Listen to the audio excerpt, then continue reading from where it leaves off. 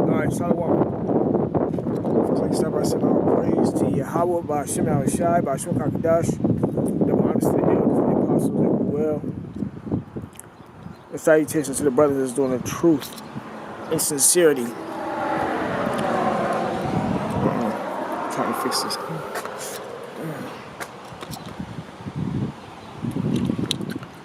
Alright, now I'm here to prophesy about the downfall of America. As everyone can see it happening right before their eyes, man. You know? And it ain't nothing they can do about it, man. Everybody gonna fit into the lot that the Lord wants them to fit into during these times.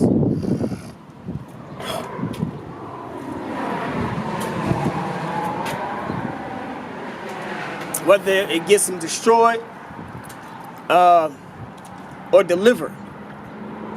You know?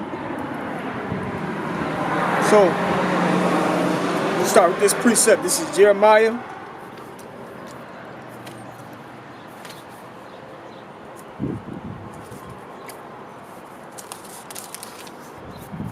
Chapter 28, verse 8. It says, the prophets that have been before me and before thee of old prophesied both against many countries and against great kingdoms of war and of evil and of pestilence. Right, so the prophets in the ancient times prophesied of these things, and now today the Lord sent his prophets again to prophesy of these very same things, man. Why? Because, one, there's a such thing as reincarnation.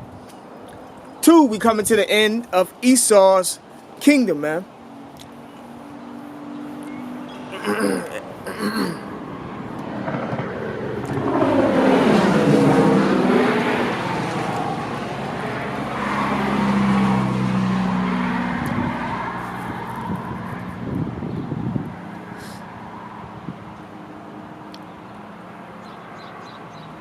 So I can bear with me.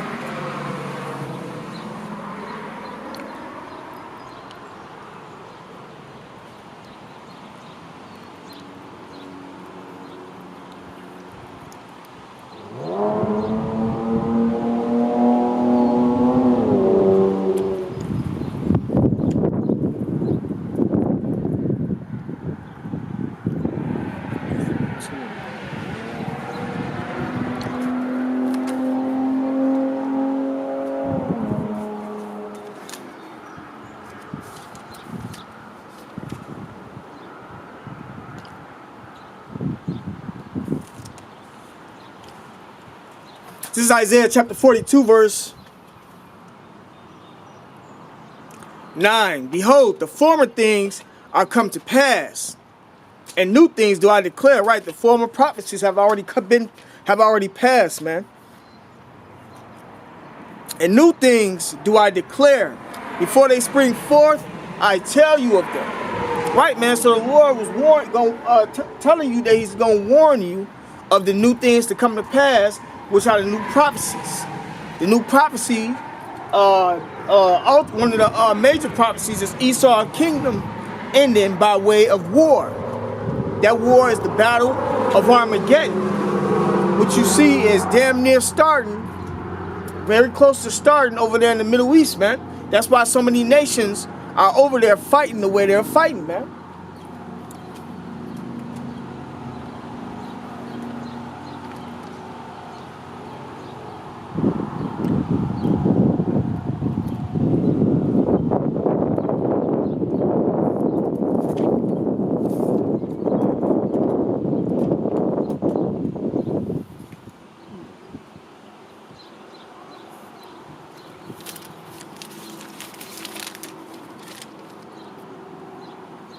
This Revelation chapter 9, verse 12, it says, one woe is past, and behold, there come two woes more hereafter.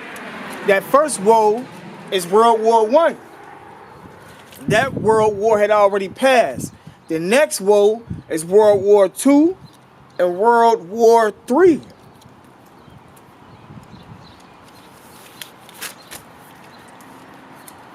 This Revelation chapter 11,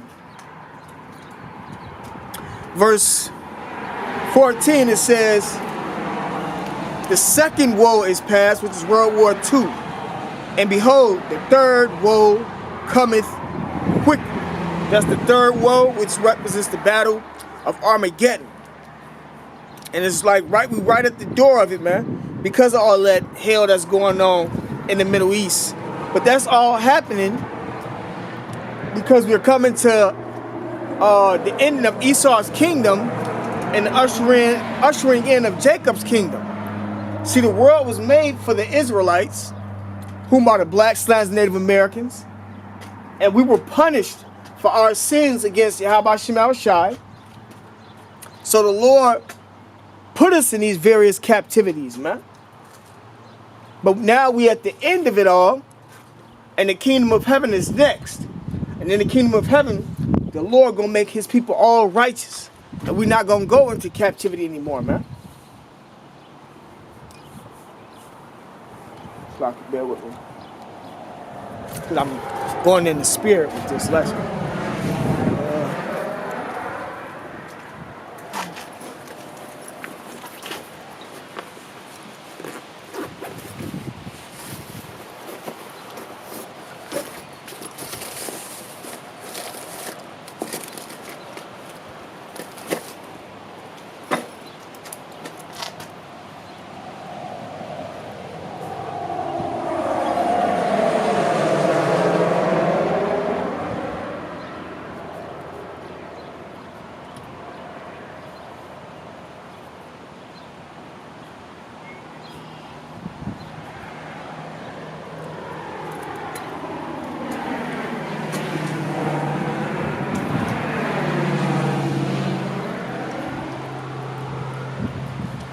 All right, I'm gonna go ahead and start with this Joel.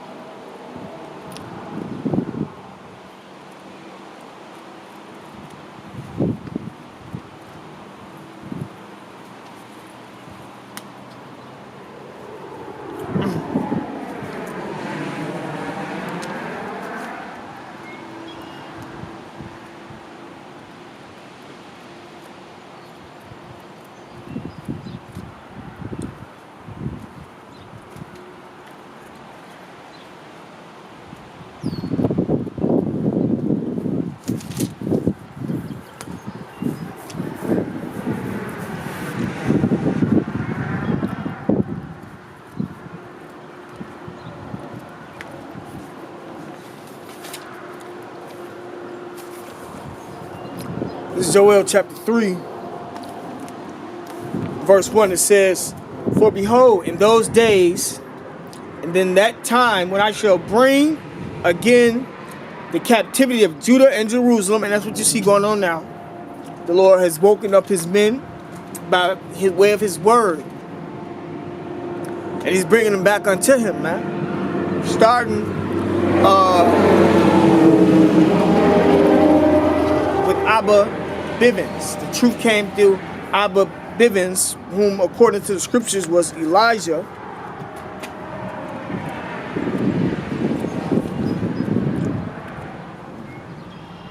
Bear with me.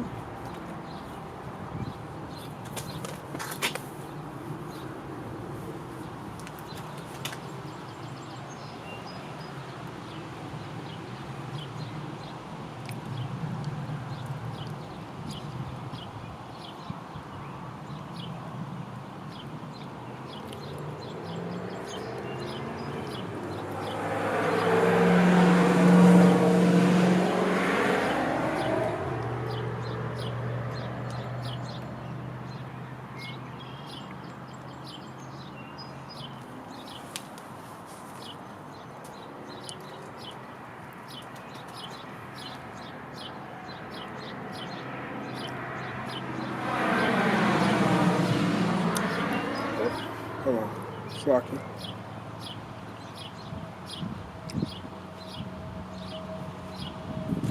This is Malachi, chapter 4, verse 5. Behold, I will send you Elijah the prophet before the coming of the great and dreadful day of the Lord Yahweh. Right? So, through reincarnation, the Lord sent Elijah the prophet, who was Abba Bivens on this side. Verse 6, it says, and he shall turn the heart of the fathers. The heart means the mind. The word heart in Hebrew is lab, which means your mind. And he shall turn the heart of the fathers to the children, and the heart of the children to their fathers.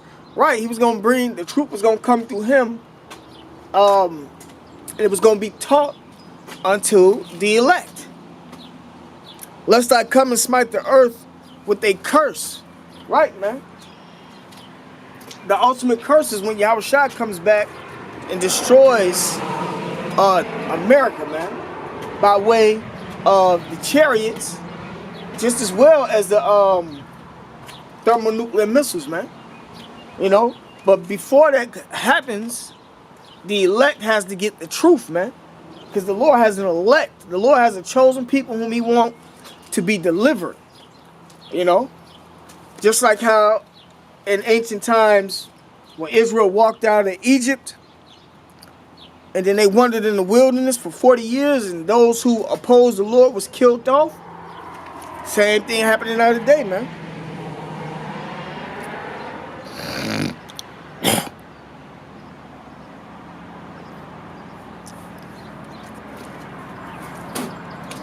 Zechariah chapter 13 verse 8. It says, then it shall come to pass that in all the land, saith the Lord Yahweh, 2 parts therein shall be cut off and die, but the third shall be left therein. Right, man. 2 parts, meaning 2/3 of the black / Native Americans, whom are the Israelites according to the Bible, going to be cut off and die in this land over here in America, man. And I will bring the 3rd part through the fire.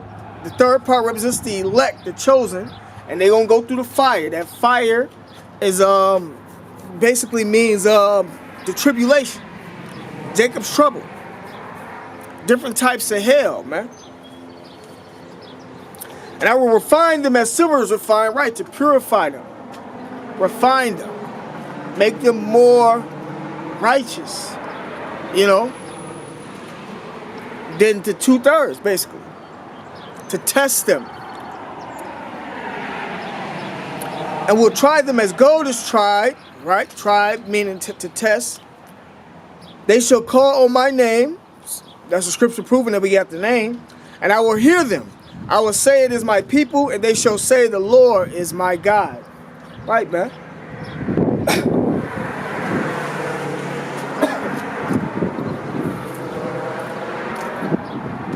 So the Lord got a 1/3 and He has a 2/3 that He's going to deliver, man, from the coming destruction.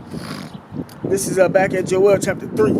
For behold, in those days and in that time, when I shall bring again the captivity of Judah and Jerusalem, I will also gather all nations and will bring them down into the valley of Jehoshaphat and will plead with them there for my people and for my heritage Israel. Right. So that 3rd World War is happening because of what happened unto the Israelites. The scriptures say that he that touches you touches the apple of the Lord's eye. The Lord hath not cast away his people. If you actually read the Bible, you will know that the Lord, whenever Israel went off and they repented, the Lord came and delivered them. The Lord was dealing with the nation of Israel, or chose Israel to be his people. The people that he was going to hold dear unto him, man, out of all the nations in the world, man. The Lord look at the other nations as nothing.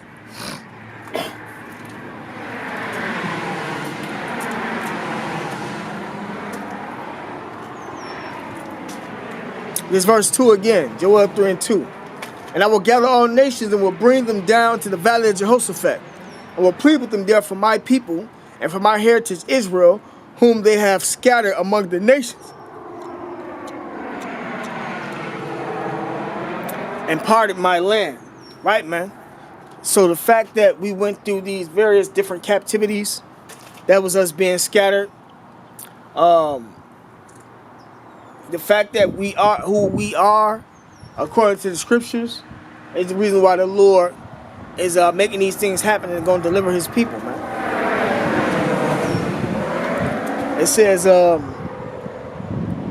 they have cast lots for my people, and I've given a board for an harlot, right? That's the auction blocks, the lots, and given a board for an harlot, these homosexual cracker Edomite devils, these so-called white people, according to the Bible, I know them as the Edomites, or their forefathers Esau, whose name was changed to Edom. They have sex with the young boys, and it's been coming out in the news how they pre-star, how people in the Illuminati are with the whole trafficking and everything, having sex with kids. All that stuff has been coming out lately, man. During slavery, you know, they didn't have, they had their way. They didn't prosecute them for being like that, man. Well, I ain't gonna never say that. I had to look into it to see if they prosecute them, but it's a well-known fact that the crackers, if I'm not mistaken, it's called butt breaking, were having sex with the young black males, man, the young kids and stuff, and they doing the same shit now today, man. It's the same people, the same history, man. It says, and they have cast lots for my people, and I've given a boy for an harlot, and sold a girl for wine that they may drink. Right, that's slavery, man. They were selling the women, the girls, for drinks. Yeah, and what have you to do with me, O Tyre and Zidon? That's some Africans. And all the coast of Palestine, which is more Africans. Will you render me a recompense? If you recompense me, swiftly and speedily will I return your recompense upon your own head. Right? Because them Africans put us in slavery too, man. Them Africans, or so-called Africans, of the various tribes, they got different names in the scriptures. Example, Cush, you know.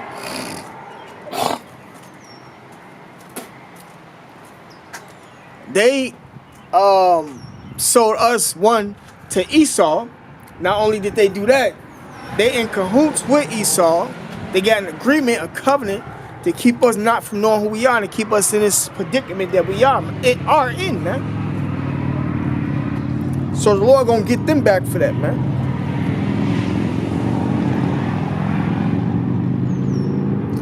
It says, and if you recompense me, swiftly and speedily will I return your recompense upon your own head. Because you have taken my silver and my gold, and have carried into your temples my goodly pleasant things. The children also of Judah and the children of Jerusalem have you sold unto the Grecians. Now we know the Greeks are white people, man. Grecians, Greeks, same motherfucking difference, man. They sold us into captivity under these Edomites, man, under these crackers, man. The Lord didn't forget about that, you know. And as a side note, the Israelites were in the Greek Empire also called themselves Grecians, known as Hellenists, you know, etc. It says that ye might remove them far from their border, right? Because we are from the land of Israel. We're not from Africa. It says, behold, I will raise them out of the place whither you have sold them, and will return your recompense upon your own head. Right, man. What goes around comes around.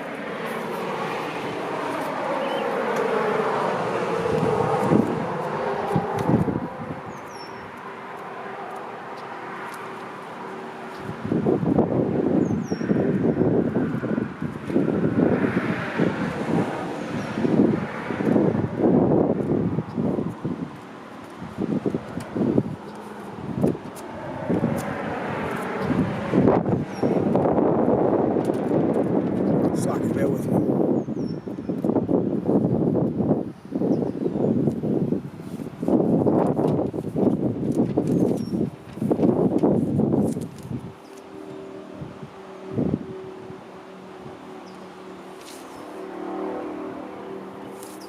This 2 Thessalonians chapter 1 verse 6. Seeing it is a righteous thing with the Most High to recompense or repay tribulation to them that trouble you. Right, man, we were troubled throughout these captivities. We're still being troubled now today, and we're still in captivity. We're not putting back in our homeland. We have not been told who we are according to the Bible by our oppressors. You know, ultimately, we have not been made the rulers or the kings of the world. You know, so the Lord is going to jack the nations up for that, man. So it's a righteous thing to recompense or repay tribulation. What they did unto us, we're going to do unto them, but we're going to do it righteously. Why? Because we are the Lord's chosen people, man. And we're going to do it according to our laws, not their laws, you know.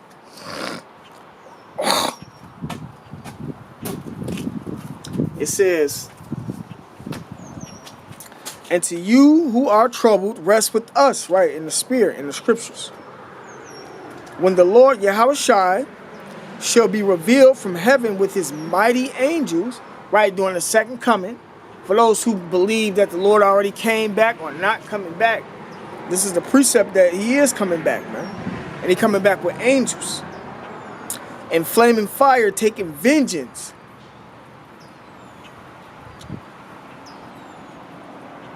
Oh, them that know not the Most High, right, see?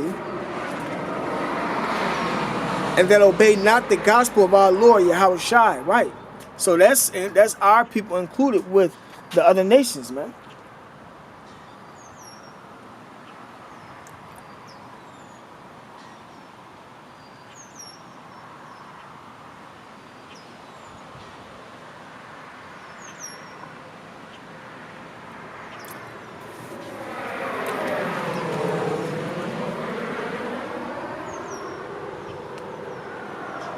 It's back at Joel.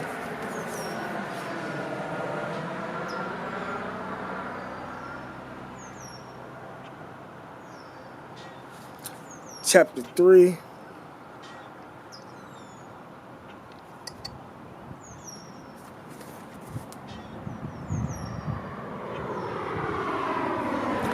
Verse 7, it says, behold, I will raise them out of the place whither you have sold them, and will return your recompense upon your own head, and I will sell your sons and your daughters into the land of the children of Judah, and they shall sell them to the Sabians, to a people far off, for the Lord hath spoken it. Right, man? So this stuff gonna take place when the Lord get back, because they came up against the Lord's people. So if those Jews or those Israelis were the real Jews, then this should be already took place, and we should be in captivity according to Esau, because we are of the African branch, so to speak, man. But that's how you know that Esau, that they're the devil, man. They're not the chosen people, because they don't even abide by, nor yet any of these prophecies have come to pass in our reality, man. But it says,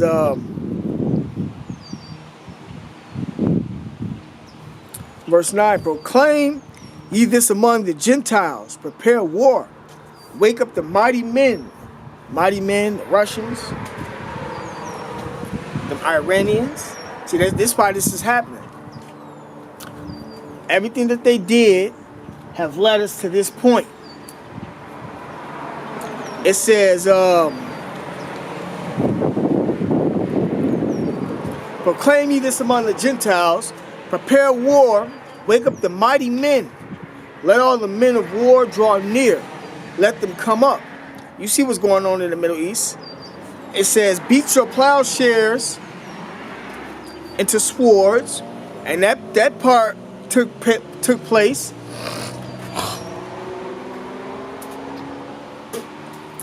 when Russia and Iran was putting all their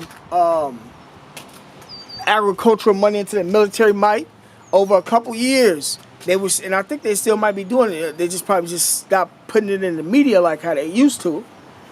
But they were showing off their military power, getting new military defense systems. Iran was the main one for having one of the biggest arsenals with the most advanced systems as far as missiles go in that area. You know, one of because well, Iran got nuclear missiles too. Then you got Israel, Pakistan, but Iran was known for the enhancement of their missile capabilities, and they was coming out with different missile systems. So those was during them times, and they still doing it now today. Even though the U.S. is leading in that, but all this going on is them gearing up for war. It says, beat your plowshares into swords. Your swords is the killing instruments. That's their military might, military power. And your pruning hooks into spears. As you know, plowshares and pruning hooks are agricultural tools. Spears and swords are weapons of war. Let the weak say I am strong. Right, they was calling Iran a weak nation. They was boasting against the Russians. But now they saying that they are strong because Russia now has missile capabilities that will not be detected, that are far more advanced than the U.S. missile capabilities. Iran is coming up on that platform of having missile capabilities to where it can strike America with thermonuclear missiles. They can fight now. At one point in time, they couldn't do nothing with the U.S. military power. You know? And the only thing that makes them equal or being able to say them stay strong is having a missile capability. Having a nuclear missile capabilities, man.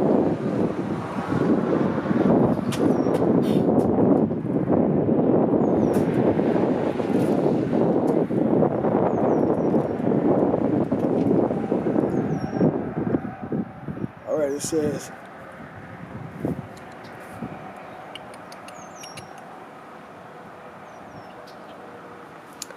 Joel 3:11, assemble yourselves and come, all ye heathen, and gather yourselves together round about. Thither cause thy mighty ones to come down, O Lord. Right. So what you see going on in the Middle East is all the nations getting ready for that battle, man. Getting ready for the battle of Armageddon. But the Lord gonna have the angels come down and get involved in that battle also, man. Let the heathen be awakened and come up to the valley of Jehoshaphat. For there will I sit to judge all the heathen round about. So that's happening because the Lord is finna judge them, man. And what's his judgment gonna be? To destroy them. To destroy their armies. Hold on, let me see. I think there's a precept that actually say that.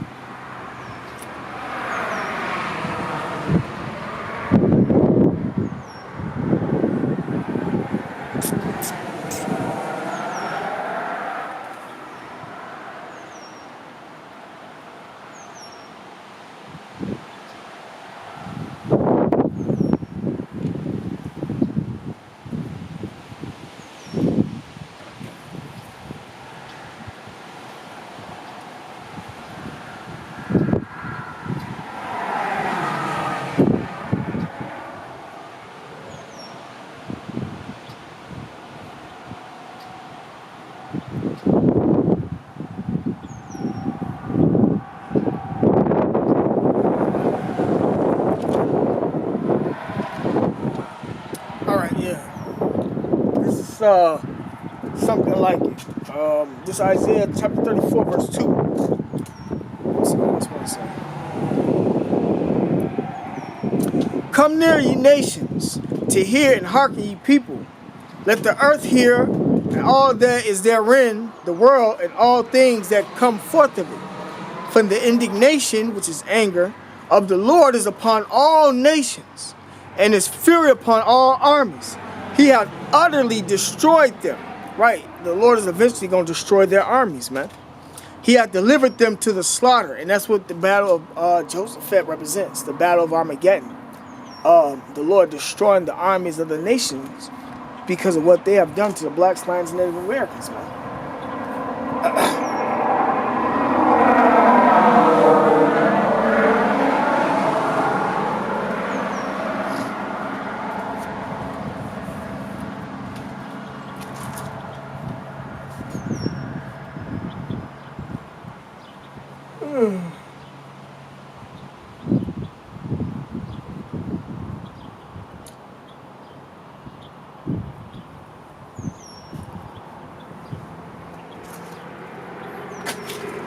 All right, this back in Joel.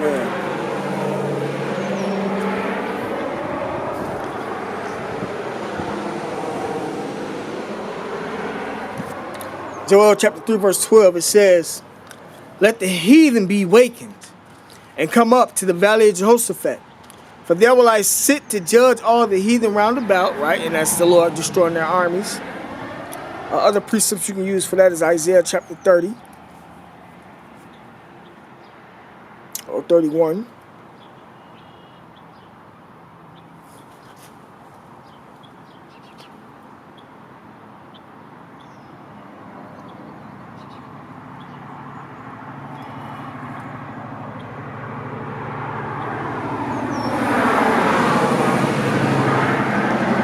All right, it says, Joel chapter 3, verse 12, it says, let the heathen be wakened and come up to the valley of Jehoshaphat. For there will I sit to judge all the heathen round about. Put ye in the sickle, for the harvest is ripe, meaning we at the end of the world, we at the end of Esau's kingdom. Come get you down, for the press is full, the fats overflow, for their wickedness is great, the wickedness of this world, man. The philosophies of this world promotes or bring you to death, basically. Multitudes in the valley of decision. For the day of the Lord is near in the valley of decision.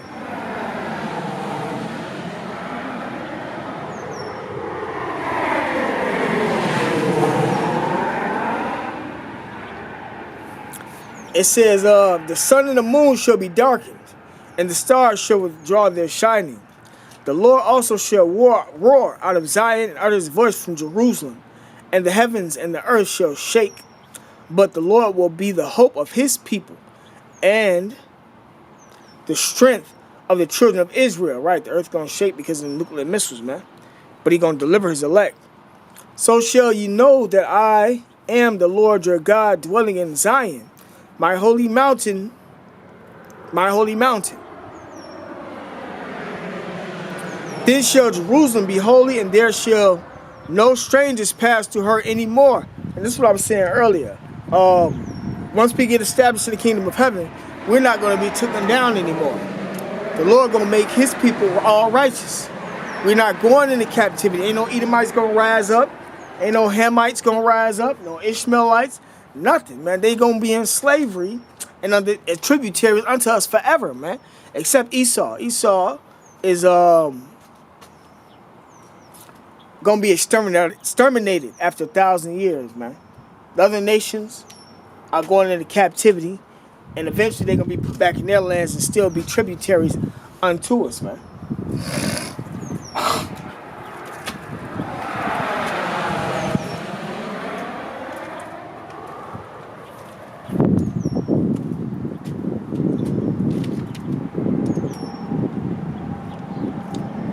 Verse 18, it says, and it shall come to pass in that day that the mountains shall drop down new wine, and the hills shall flow with milk, and all the rivers of Judah shall flow with waters, and the fountains shall come forth out of the house of the Lord, and shall water the valley of Shittim. Egypt shall be a desolation. This is the point I was trying to get to. Egypt, meaning America, is going to be ultimately destroyed, or utterly destroyed. And Edom shall be a desolate wilderness for the violence against the children of Judah, because they have shed innocent blood in their land. Right, man.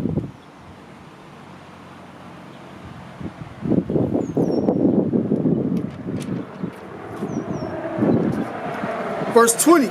But Judah shall dwell forever, and Jerusalem from generation to generation. For I will cleanse their blood that I have not cleansed, for the Lord dwelleth in Zion. Right, man.